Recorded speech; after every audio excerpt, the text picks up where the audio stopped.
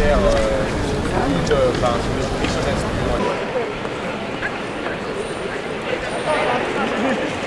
Alors cela dit, j'ai diffusé parce qu'il y a deux les autres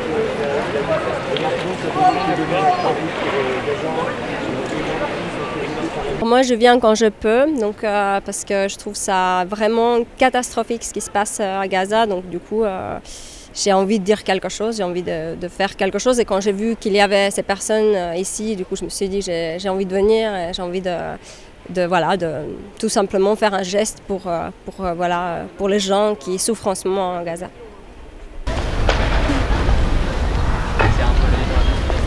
Oui, alors nous sommes là tous les soirs de 6 à 7, ça fait bientôt un mois. Et au départ, il s'agissait de compléter les manifestations qui ont lieu tous les samedis, soit des marches, soit des rassemblements, qui rassemblent plutôt des militants. Là, nous, l'idée, c'était d'essayer de toucher le public non militant. Monsieur, bonjour.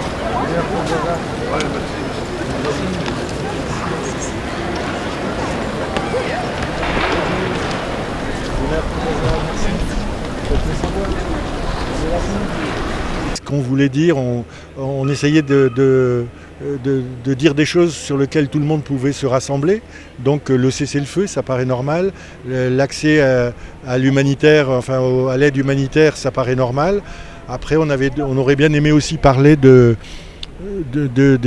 otages israéliens et des prisonniers palestiniens mais là, pour le coup, ça a enclenché des débats, etc. Et on a préféré rester sur ces deux approches que tout le monde peut approuver. Ça n'empêche pas que de temps en temps, il y a eu toujours une ou deux personnes, pas beaucoup réellement, mais qui trouvent que à ne parler que des Palestiniens et de la bande de Gaza, etc., eh ben, c'est oublier le 7 octobre, etc. Nous, on n'oublie rien. Ce qu'on veut, c'est qu'on arrête de tuer. On arrête de tuer. Et alors peut-être qu'en témoignant comme ça, en rencontrant plein de monde, en distribuant des tracts, on a de la part notamment de la jeunesse des retours très positifs, des remerciements, des choses comme ça. On imagine que ça peut diffuser petit à petit, faire notre travail de colibri notamment pour faire pression sur les dirigeants pour qu'à leur tour, eux, fassent pression au niveau international pour que tout cela cesse. Voilà.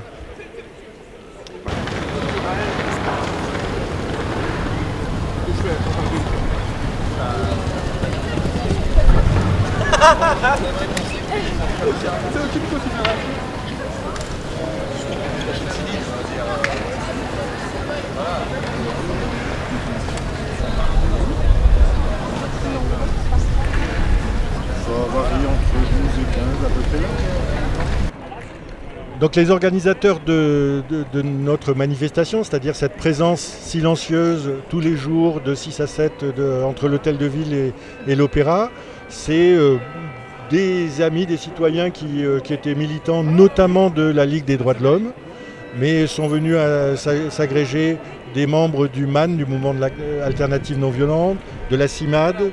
Il y a maintenant Pâques Christi qui nous a rejoints, et puis il y a Amnesty International qui a aussi signé notre appel.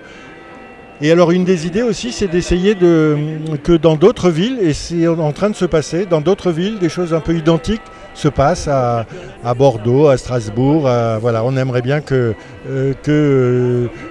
ça soit une façon d'interpeller nos concitoyens pour faire pression sur nos dirigeants, pour faire cesser cette horreur, quoi. Voilà. Oui, alors dis-moi pourquoi tu es là.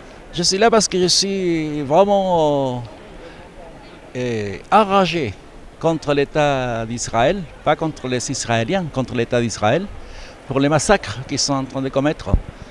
Et je suis chilien en fait. Et le Chili, il a mis l'ambassadeur d'Israël fuera. Il l'a mis dehors, à côté du Brésil. Il y a 4 pays latino-américains qui ont mis les ambassadeurs en dehors du pays en fait.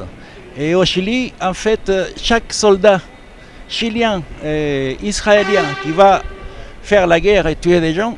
Au retour au Chili, il est jugé. Les allocations familiales, il n'y en a plus. Il n'y a plus aucun avantage et il est jugé. Et il va directement en prison.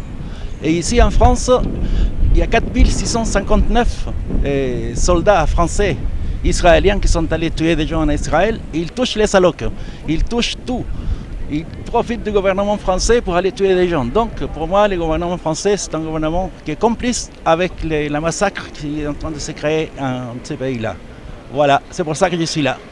J'ai une bonne conscience comme ça, j'ai distribué des petits trucs, mais bon, je dors pas tranquille le soir quand même, à cause de ce massacre-là. Voilà. Mais je suis là pour les deux initiatives qui sont prises, le cessez-le-feu à Gaza et l'acheminement de l'aide humanitaire. Et je suis pour ces deux initiatives, étant favorable à ça, donc je suis présent quand je peux, disons ici. Voilà. Quel est ton point de vue sur ce qui se passe à Gaza au niveau international, les décisions, les cours de justice, etc.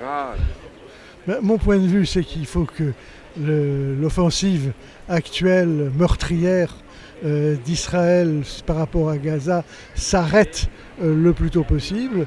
Je suis pour la libération des prisonniers palestiniens, mais également de tous les otages détenus par le Hamas. Je pense que ça favoriserait un retour à la paix et je suis donc pour l'ensemble de ces éléments-là. Les mots d'ordre qui sont donnés ici me paraissent bien situer, disons, la perspective dans laquelle je me situe. Voilà.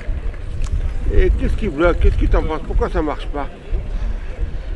Pourquoi ça ne marche pas? Ben, ça ne marche pas parce qu'il y a eu des années et des années où le dialogue n'a pas eu lieu, parce qu'il y a actuellement un gouvernement d'extrême droite en Israël avec non seulement Netanyahou lui-même, qui, il faut bien le dire, est un escroc, et dans le gouvernement dans lequel il y a presque des fascistes revendiqués, tels Ben Smotrich et Ben Gvir, qui sont pour l'expulsion totale des Palestiniens.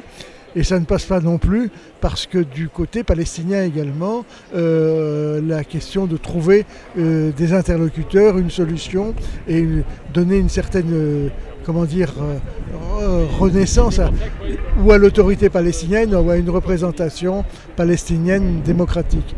Donc tous ces éléments-là sont des éléments qui bloquent aujourd'hui la solution, sans compter bien évidemment l'action des grandes puissances qui ne va pas dans le sens de la paix, des décisions de l'ONU qui ne sont pas appliquées et qui ne vont pas dans le sens de la paix.